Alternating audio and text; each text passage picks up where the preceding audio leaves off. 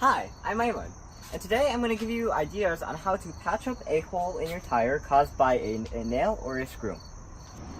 Well, obviously, welcome back to one of my auto repair videos. There are many reasons why you might want to be able to do this yourself, which we'll talk about later, but for now, let's get to it. Alright, so obviously the first thing we want to do is take out whatever's blocking the hole. In our case, it's a screw, so you can always use a drill to take it out. I mean, like that, but most of the time it's going to be a nail, so let's see if my teenager strength can pull this out.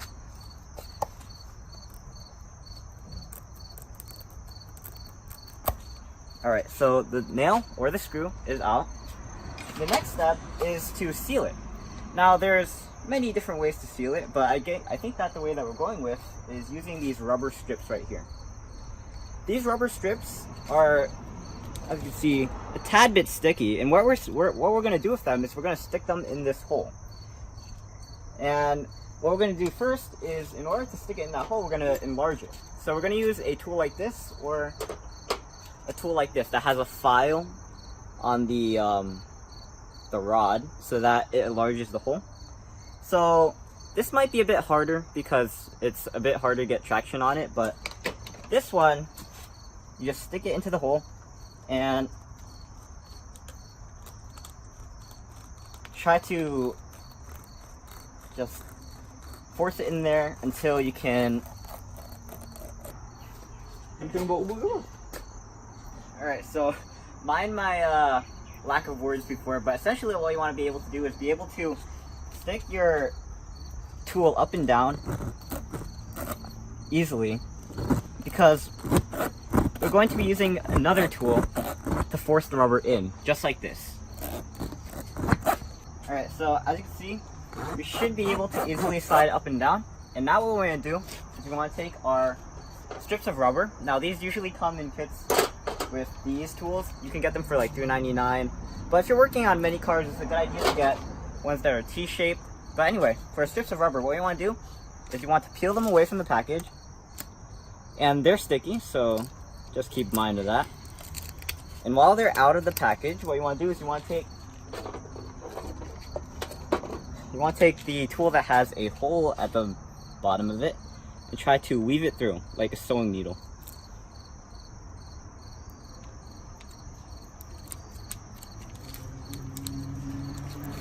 Might be a bit hard, but once you get it through, you can just slow.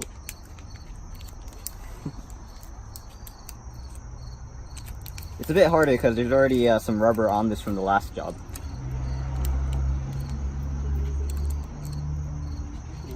There we go.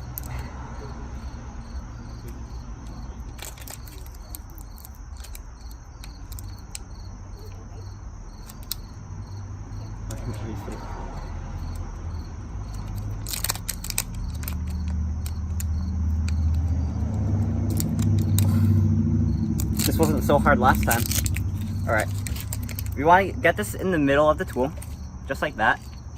And then the last step, or maybe the next step actually, is to insert it on top of the hole. I'm just going to make sure it's centered. And then just force it down. Now ideally, you want to keep it straight while you force it down, but you can twist it if you don't have enough strength like me. Alright, so we're going to try twisting it.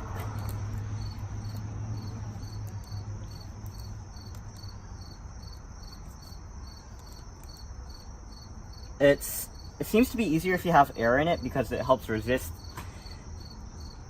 the tire going down. Alright, so as you can see, it's already in more than halfway, and all you need to do now is pull it up. Alright, so something else you can do is, where is it? Oh, you can use rubber cement to help seal it up. But for now, you can leave it like this. Obviously, you can't drive with a tire that's not inflated, so that's what we have this compressor here for. And I'm going to do a video on this later, but this is a digital tire inflator with a gauge. So basically, we hook it up. Might be there. And what it should do is that when we press down on it, and press up, we should be able to see the PSI that's in the tire right now. So right now it's 8 PSI. So if I press down on it, 7.5 now. If I press down on it, it's 11.5 now. So just 22 more PSI and these tires should be filled. So of course, after you're done filling these tires, then you can put them back on and drive. So talking more about the tools, like I said before, the screwdriver-like ones are about $3.99 that come with the rubber strips. The T-shaped handles are about $7.99. I'll probably put down links in the description below. I forgot how much the rubber cement costs. You can usually get them from places like AutoZone, Advanced Auto Parts, and all that kind of stuff. And I think it's useful to know how to do this yourself, because instead of going to a place like Town Fair Auto or Walmart, where you might have to pay... I should have been looking at the gauge. Hold on. So like I said before, you can usually get those kinds of parts, those tools at places like Advanced AutoZone or Advanced Auto Parts. But I think a good reason that you should want to be able to do this kind of job of sealing the tire is that although you can go to places like Town Fair Auto or Walmart, they usually charge you about $10, and even then you might have to wait a while, and it also might be cumbersome. You know, sometimes you might have to leave your car there. Sometimes the waiting line will be so long, so it's just better to learn how to do this in like 5 to 10 minutes rather than waste your time going to a Walmart or Town Fair Auto. Wait, hold on, let me see. Right now it's at 31.5. I'm just gonna add half one. It's at 32 PSI. By the way, to release it, you can use that button on the side, and it goes down to 31.5. But for now, we should be okay.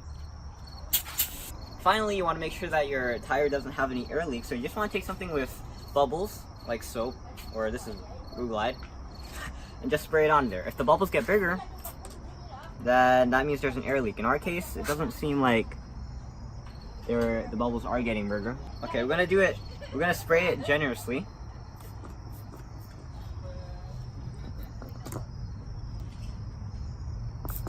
Wait, hold on. You need to see on all sides. And it doesn't seem like there's any big bubbles popping up, so I think we're good. In our case, it doesn't matter because we're gonna replace these tires anyway. But some other things that you might want to know is that you can cut them. I think the biggest risk of cutting them right now is that they might just pop down into the tire. You might also want to use rubber cement. That's always a good idea. Sometimes, however, you want to make sure that you clean up your tools because it's gonna get gooey and stuck on the tools, so don't be like this. And I think that's it. So if you look at this old job that my dad did, you see that's what it looks like underneath. But when we flip the tire over, that it's virtually unnoticeable. Actually, it's completely unnoticeable. I can't even see it. Now, Uncle you suggested, because he's a car mechanic, that you put rubber cement on it because it prevents this from actually popping down if you do intend on cutting it. So that's just a tip from Uncle Yus. Oh. And according to my dad, apparently you can only seal it like this when it's on the top of the tire and not on the side of it. Oh, that's Aurelia. Alright, so I think that's it. It is getting dark right now, so I think this will be the closing. I'm Aiman, and thanks for watching. Please like, comment, subscribe, and look at videos on Aiman. Check out my video in the future on the air inflator with the gauge, and tire inflator with the gauge, and I guess I'll see you there. And maybe Aurelia will see you there because she always pops up. For now, I'm Aiman, signing out. Peace.